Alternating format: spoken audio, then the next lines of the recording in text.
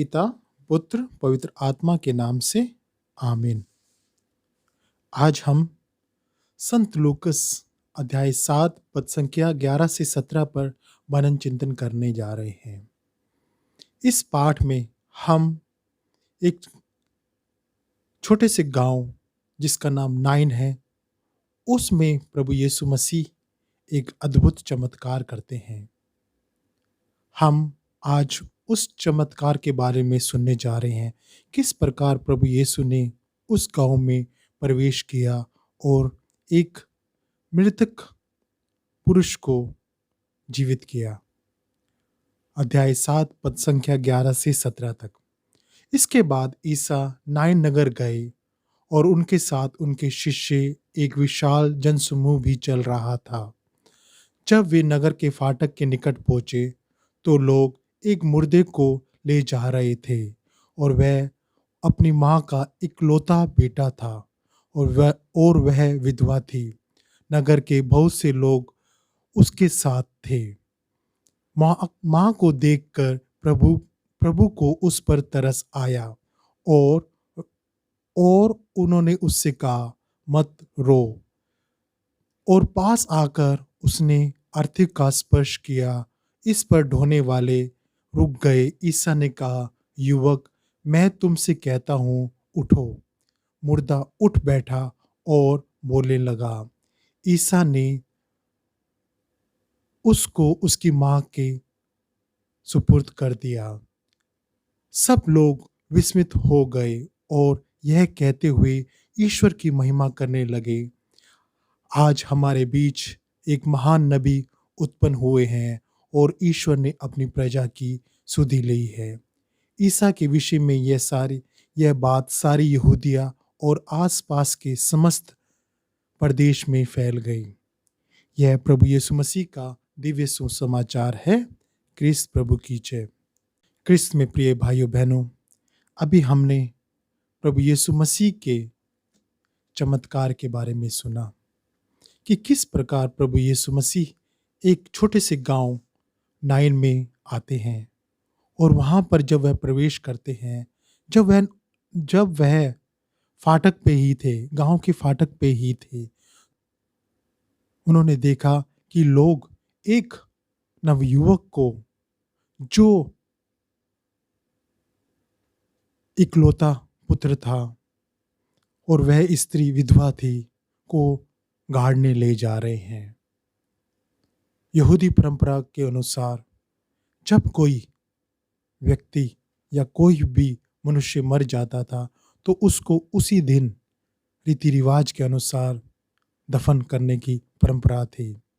उसको, मृतक शरीर को अगले दिन तक नहीं रखा जाता था।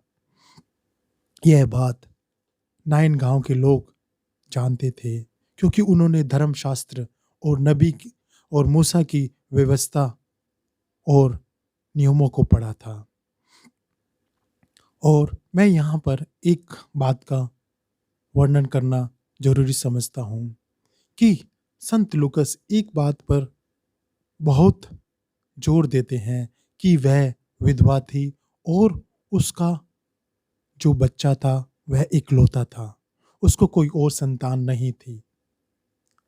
यहूदी परंपरा के अनुसार और मूसा के नियमों के अनुसार अगर कोई पुरुष मर जाता था और उसकी कोई भी संतान नहीं होती थी तो उसकी विधवा को अपने कुटुंब में से किसी नवयुवक के साथ विवाह करना पड़ता था।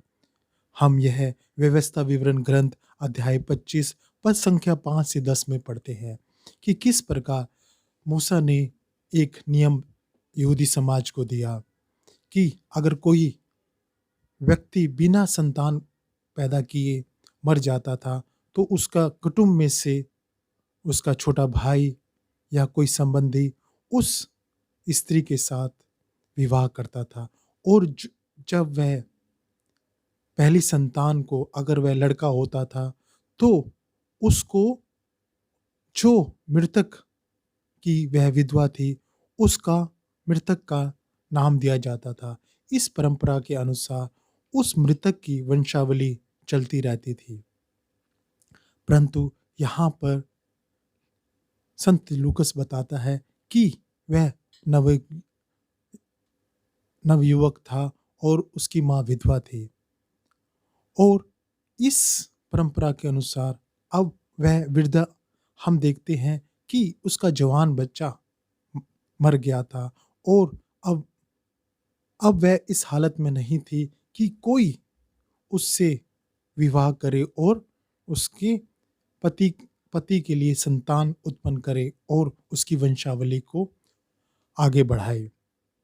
दूसरी बात, अगर कोई भी विधवा बच्चा पैदा नहीं कर पाती थी या इस परिस्थिति में नहीं होती थी कि कोई उसका संबंधी उससे विवाह करे, और तब उस परिस्थिति में उस विधवा की आर्थिक स्थिति बहुत कमजोर हो जाती थी। यहूदी समाज के नियमों के अनुसार उस विधवा की धन दौलत, उसका खेत, उसका गांव, जो कुछ भी उस मृतक की विधवा का होता था, अगर उसका कोई संतान नहीं होती थी तो वह यहूदी समाज में चला जाता था। इस प्रकार इस नियम से वह अपनी आर्थिक आर्थिक स्थिति को और जो समाज में उसकी प्रतिष्ठा होती थी वह खो देती थी। इस नियम को प्रभु यीशु मसीह अच्छी तरह जानते थे और प्रभु यीशु मसीह उस स्त्री को इस आर्थिक स्थिति से उभारते हैं। वह परिस्थितियां जो उस स्त्री को बाद में फेस करनी पड़ती थी, उसका उस समाज में, यहूदी समाज में कोई नाम नहीं रहता और उसकी वंशावली, उसके उसके मृतक पति की वंशावली खत्म हो जाती और उसको अपने जीवन यापन के लिए यहूदी लोगों पर निर्भर रहना पड़ता। और वह या तो उनकी दया पर जो कुछ भी वह उन उसको जीविका के लिए उसको खान पान के लिए देते, उस पर निर्भर रहना पड़ता, या फिर उनको उसको भीख मांग कर गुजारा करना पड़ता। प्रभु यीशु मसीह उस परिस्थितियों से उस विधवा को उभारते हैं और उसके पुत्र को एक नया जीवन देते हैं। यहाँ पर प्रभु यीशु मसीह जब उस नाइन गांव में, जो कि बहुत छोटा सा गांव था और उसकी आबादी ज़्यादा नहीं थी, उसमें प्रवेश करते हैं और जब वह प्रवेश करते हैं तो वह अर्थी को स्पर्श करते हैं। क्रिस्त में प्रिय भाइयों बहनों, यहूदी समाज के नियमों के अनुसार कोई भी यहूदी एक मृतक को स्पर्श नहीं करता था। अगर वह उसको स्पर्श करता था तो मूसा की व्यवस्था के अनुसार उसको अशुद्ध घोषित कर दिया जाता था और अपनी अशुद्ध अशुद्धता को दूर करने के लिए उसे मूसा के नियमों का पालन करना पड़ता, कि व्यवस्था का पालन करना पड़ता था और शुद्धिकरण की सब नियमों में से होकर गुजरना पड़ता है।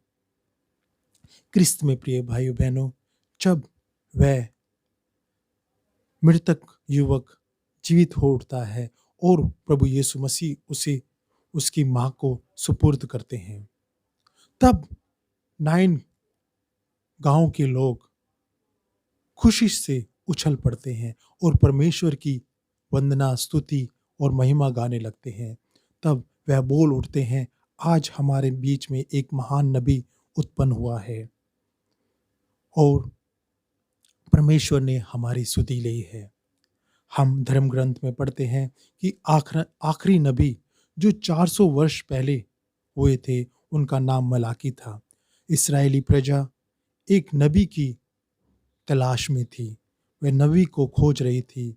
मलाकी के बाद कोई भी नबी इस्राएली समाज में उनके मार्गदर्शन के लिए नहीं था। उनके मार्गदर्शन के लिए उनके पास धर्म ग्रंथ था और मलाकी जो आखिरी नबी था, उसके बाद उनके बीच में कोई दूसरा नबी पैदा नहीं हुआ था। क्रिस्त में प्रिय भाइयों बहनों, हम अगर पुराने नियम को, ओल्ड टेस्टमेंट को देखते हैं, तो हम ऐसी 2 घटनाओं को देखते हैं या पढ़ते हैं, जब 2 विधवाओं के पुत्रों को नबियों ने पुनः जीवित किया था। पहला नबी, नबी एलाया। जब हम राजाओं का पहला ग्रंथ अध्याय 17 पद संख्या 17 से 24 में पढ़ते हैं, तो नबी एलाया विधवा के इकलौते पुत्र को पुनर्जीवित करते हैं और विधवा को देते हैं। और दूसरे राजाओं का ग्रंथ अध्याय 4 पद संख्या 32 से 37 में पढ़ते हैं। इसमें भी नबी अलीशा एक विधवा के इकलौते पुत्र को जीवित करके और उसकी विधवा माँ को देते हैं। क्रिस्त में प्रिय भाइयों बहनों, हाँ, अभी हमने 3 घटनाओं का जिक्र किया, जब तीनों घटनाओं में विधवाओं को पुत्र को पुनर्जीवित किया जाता है। प्रभु यीशु मसीह हर परिस्थितियों से हम लोगों के पास आते हैं और हमें स्पर्श करते हैं। अभी हमने संत लूकस का अध्याय 7 पद संख्या 11 से 17 में पढ़ा। अगर हम संत लूकस का सुसमाचार अध्याय 7 पद संख्या 1 से 10 में पढ़ते हैं, तो प्रभु यीशु मसीह कैपरनाउम नगर में हैं और वहाँ पे प्रभु यीशु मसीह शतपति के सेवक को चंगाई प्रदान करते हैं। कैपरनाउम और नाइन गांव के बीच की दूरी काफ़ी थी। उसके बीच में 3-4 नगर पड़ते थे, जिस नगरों को क्रॉस करके हर किसी को नाइन गांव में आना पड़ता था। सबसे पहले कैपरनाउम, फिर उसके बाद मगदला, फिर काना, फिर नाजरत, फिर नाइन विलेज आता है।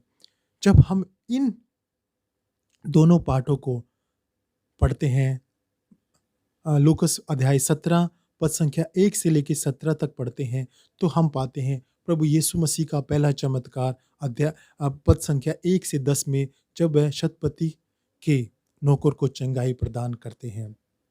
उसके बाद प्रभु यीशु मसीह कफरनहूम से नाइन विलेज में आते हैं।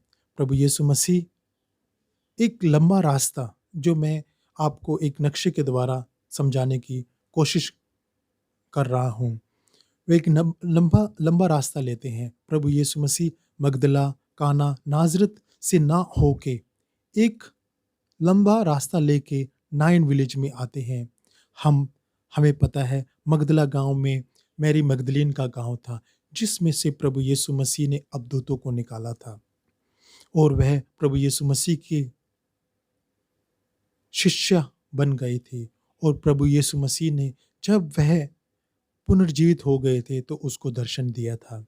और दूसरा गांव जो काना का गांव है, जिसमें प्रभु यीशु मसीह ने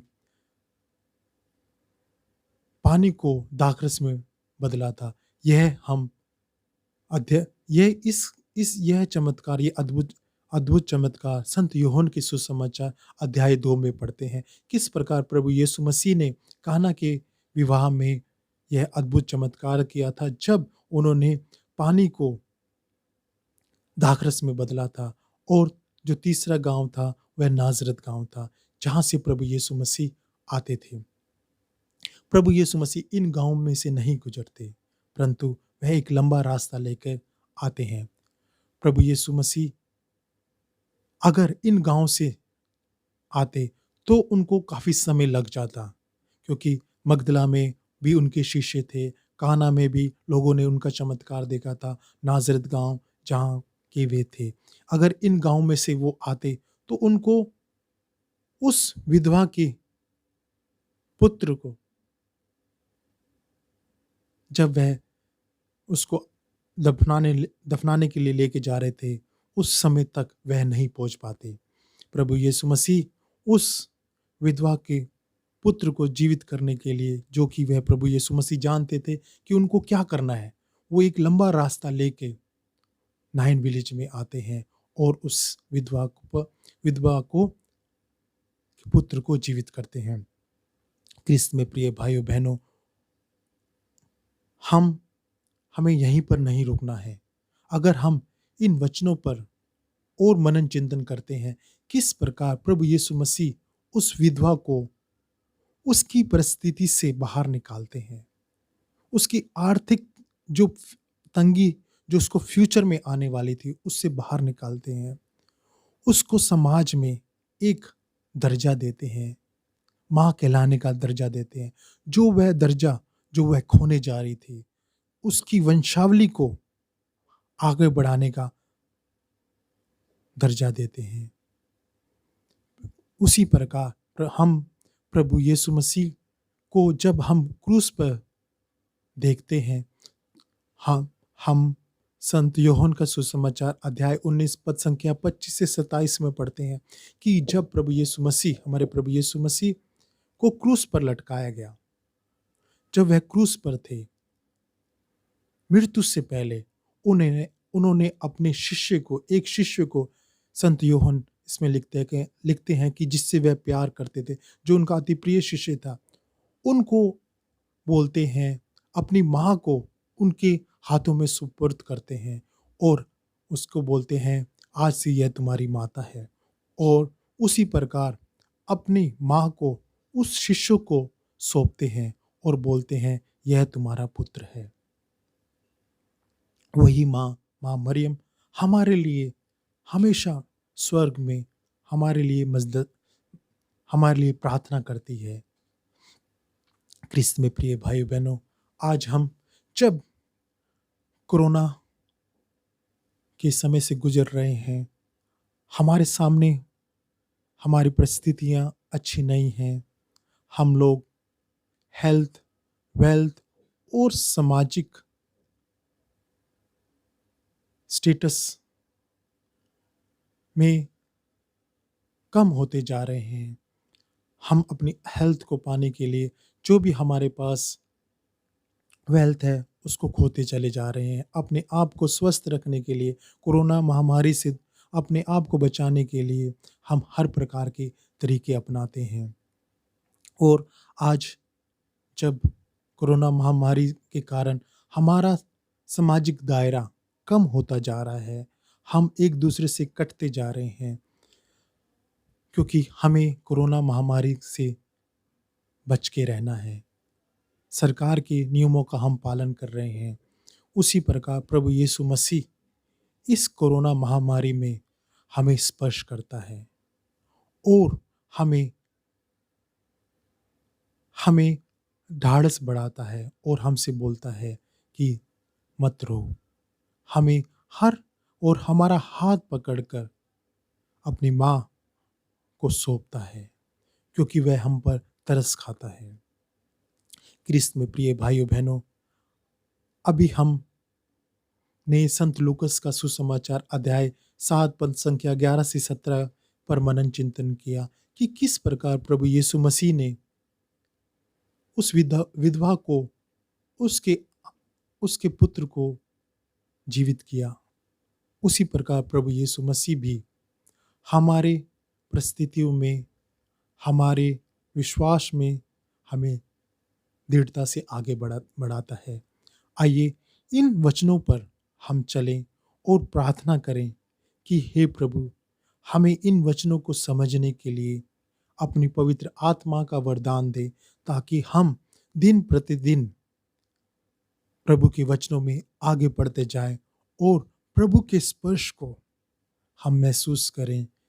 वह स्पर्श जो उसने नाइन के युवक को दिया था, वही स्पर्श प्रभु यीशु मसीह हमें देता है और हमें हर परिस्थितियों में से निकालता है।